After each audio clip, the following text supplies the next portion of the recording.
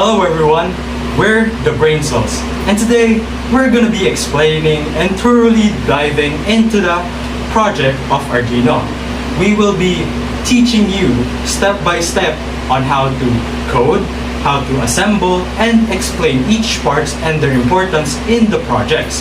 In the process, my group mates and me will explain it to you on how it's processed. We have Sir Hans, who will be editing the videos. We have Sir Ace, who will be explaining how the assembly is work and thoroughly strategize.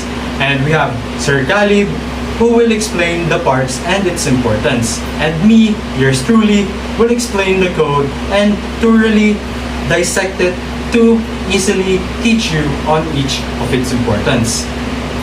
Without further ado, let's go into it.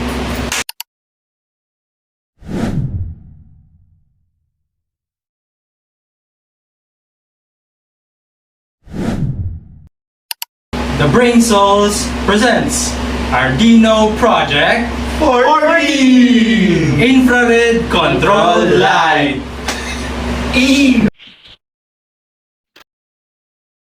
First is jumper cables standard male-to-male connectors for general circuit prototyping. And the second is 5mm LED, light-emitting diode for visual indicators standard size. And the third one is IR receiver diode, receives infrared signals from a remote control used in communication projects. And lastly is resistor 220, limits current flow to protect LEDs and other components. Hello everyone, my name is John Stephen, and today I'll be the one to explain how the code works in Project 14. So, first, we declare our important parts. The first two lines of the code our library includes, which gives the Arduino extra functions. The line include irremote.h allows the Arduino to work with infrared remotes, making it possible to read and decode signals from the remote control. The second line, #include irlegopf bitstreamencoder.h, is part of the irremote library and is mainly used for handling special signals like those from Lego power functions. The receiver pin is connected to pin 11 and the LED pin is connected at pin 10. We also use a variable called LED state to remember whether the LED is currently on or off. This is important because we want the LED to toggle whenever we press the remote button. In the setup function, the Arduino is prepared to start receiving signals and controlling the LED. The line serial.begin 9600 starts the serial communication, which allows the Arduino to send data to the serial monitor for us to see the remote's code values. Next, IRReceive.enable IRN activates the infrared receiver so it can start detecting signals from the remote control.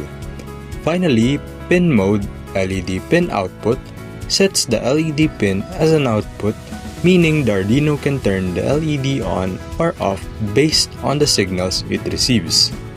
And next, in the loop function, the Arduino keeps checking if the IR receiver has received a signal. If yes, it prints the value of that signal to the serial monitor so we can see which button was pressed. And then we compare it to the code for the power button on the remote. If that code matches the Arduino, it will flip the LED state. If the LED was off, it will turn on, and if it was on, it will turn off. Finally, the program calls irReceive.resume to get ready for the next signal. So this is the project number 14, the IR sensor. It is controlled by remote, so it will sense the signal and it will turn on the 5mm LED.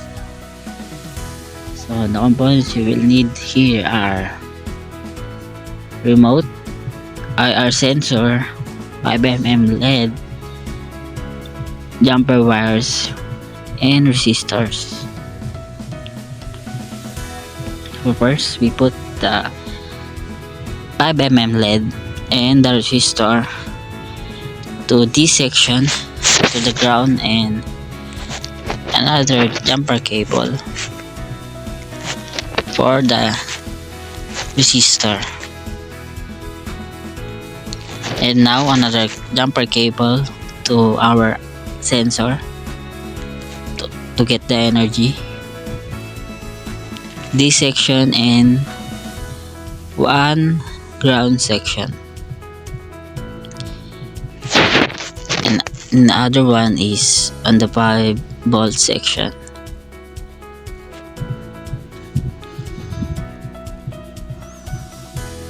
So now we will run the project. So as you can see, it will turn on